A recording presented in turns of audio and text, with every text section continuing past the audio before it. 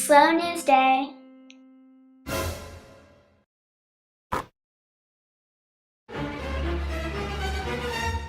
Hey, watch it!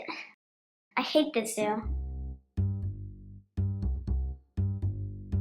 Hey Alice, wanna eat lunch together? What lunch? They hardly feed us anything here. I know, right? These darn zookeepers think they can treat us like garbage. They don't feed us enough, and the zoo has been getting so crowded lately. I'm sick and tired of these terrible living conditions. Me too. Let's do something about it then. Just because we aren't the most popular animals in the zoo doesn't mean we're less important than others. But what can we do? We're not exactly a pride of lions. We're not the only ones in the zoo who are unhappy, you know. Aren't you, obsessed with the news? Well... Then you know about the protesting movement that's been going around the world. Of course I do. Arab Spring for one. That all started when a Tunisian man lit himself on fire in protest of poor living conditions. Man, did that spark a revolution. After decades of oppression by their governments, people, especially youths, all over the Middle East rebelled and demanded democratic governments, where the people, not dictators, could make decisions about their own country. And a lot of the rebellions worked, too. The governments of countries like Tunisia, Morocco, Egypt, and Libya have changed drastically for the better. They're having elections for the first time in a long time, and things are really starting to look up for them.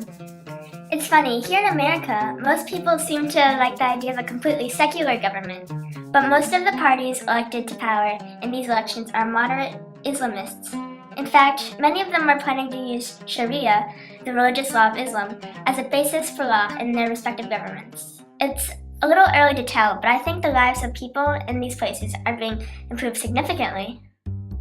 Just goes to show you how an entire region like the Middle East can be changed forever, and it started with one man in Tunisia speaking out against the system. And we can do that too, right here in our zoo. We could easily make, say, hunger strikes? Catch on like wildfire. That's a good idea. It seems risky though. After all, if we died protesting, wouldn't the zoos just buy new animals to replace us? I don't know about platypuses, but turtles like myself are pretty common. Plus, we don't really get along with other animals. We pretty much keep to ourselves. That's true. Let's keep brainstorming then. Well, isn't one of our problems that we don't get any attention because we're not as cool as, say, the pandas? They get the biggest exhibit, the best food, and the most care. It's so not fair. If we had their fame, we'd be lounging in the lap of luxury. You know what we gotta do? Take them down from the inside. It's no use negotiating with them. We can do something like the C.I.A. did in Iran in the 1950s. Wait, what did they do? Well, ever heard of Operation Ajax? The CIA and Britain conspired to take down the Iranian government in 1953. Iran and the UK were oil competitors, so together with the CIA, Britain launched a covert operation that involved staging bloody riots in Tehran. They did overthrow the democratically elected Shah of Iran, so they accomplished what they set out to do, but... That sounds so cool! I Let's go sabotage those pandas! Ridiculous, isn't it? We'll show them. I don't think we should make rash decisions. Let's go plan things out first. No, wait, trust me, I've got a solid plan. These zoo patrons won't think the pandas are so cute after they see what's about to happen.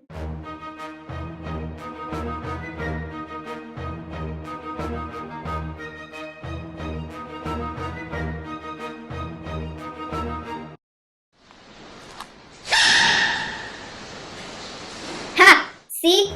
I put sneezing powder on his nose. No one's gonna want to be around these scary pandas anymore if they sneeze all the time. They'll come flooding to our exhibits now and we'd be top of the zoo. Aww. What the? Well, that backfired. 123 million hits and counting. I think we just made the pandas even more popular. And we'll be even less popular at the zoo now. Did not see that coming. I did. The co-op in Iran backfired on the US too. We really shouldn't have gotten involved. Not only was the reputation of the US ruined for a long time, but Operation Ajax turned Iran's democratic government into an authoritarian one. So in a way, the Americans went against all of what they stood for? Yep. And we can still feel the consequences of their unnecessary actions today. Darn, I really thought that would have worked. Don't beat yourself up about it. You know, this sort of reminds me of the Jewish revolt against Rome in 66 BCE. The Romans had occupied Israel 3 years prior and imposed taxes and the Greco-Roman religion on the Jews. The Romans were ethnocentric and didn't care for the Jews, only for themselves. They thought Romans were superior to the Jews. The Romans' incessant taxing drove the Jewish people into debt. Finally, the Jews decided to revolt and lost almost 1 million people in the process. Wow, it was probably bound to happen. The two different religions living side by side would definitely lead to conflict sometime or another, each religion thinking that they're the better one. Yeah, well, sabotaging the pandas didn't work out for us, but it doesn't mean we don't have other options. Why don't we just learn to live with it? What? I'm being serious. Here we are sitting here complaining, and all we've tried to do is fix or bring down other people. Maybe we should work on our own problems for a change. You know, dude, we can learn to adapt. We're animals. It's in our blood. It's no good trying to take out everyone else for our own gain. History has proven that. You're right, like the Crusades in 1095 AD. After the Holy Land of Jerusalem was conquered by Islam, the Christians were called on it to rightfully take it back by force. Things got really bloody, but the Christians did gain control of the Holy Land, temporarily. The Muslims kept trying to regain their territory, and the infamous Crusades went on for years, ending in the defeat of the Christians. People would do a lot for their religion, including sacrificing the lives of others. See, fighting never works. What we need to do is adapt and compromise. Kind of like the Mesopotamians did. What's this now? Here, can I use your computer for a second? Mesopotamians had it rough. Not only did they not have most machines that modern-day people use on a daily basis, but they lived in between two huge rivers, the Tigris and Euphrates. So huge, in fact, that flooding was deadly. So they learned to adapt to their dangerous living conditions by inventing things. What kind of things did they invent? They invented a lot of farming stuff, like the cedar plow. They also used irrigation techniques to their advantage and became an agricultural society. Also, they were one of the first places to use astronomy to tell time, which would let them know when the rivers would flood.